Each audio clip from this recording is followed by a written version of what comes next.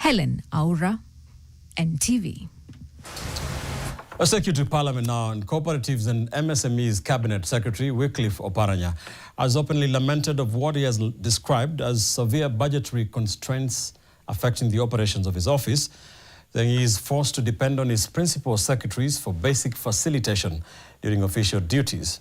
Appearing before the National Assembly Committee on Trade, Industry and Cooperatives to discuss the 2026-27 budget estimates, Oparanya appealed for at least 200 million shillings to support the running of his office, even as the ministry sought an additional 11 billion shillings to sustain key programs, including the Nyota initiative. NTV's Victor Ngaruya has the details for us. To fully operationalize them because they...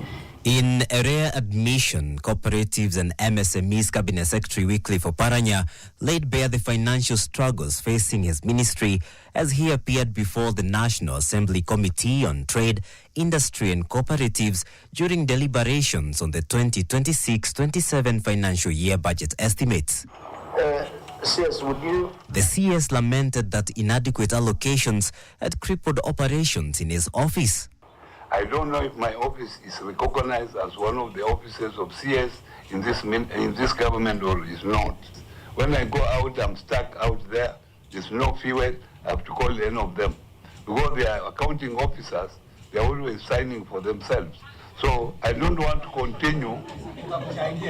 I don't want to continue being a beggar from my juniors. The ministry also raised concern over funding cuts affecting the Nyota program, which targets youth empowerment and job creation. Principal Secretary Susan Mangeni told the committee that development loans for programs had been reduced by 1.160 billion shillings, including 960.45 million shillings cut to the Nyota project. The money that we have remained with in this current financial year is only 900 million, and we cannot disburse to a section of the beneficiaries and leave others to pend. Lawmakers also questioned continued requests for additional allocations to the Hustler Fund, arguing that the program was initially designed as a revolving fund capable of sustaining itself through repayments. Hustler Fund was supposed to be like a revolving fund.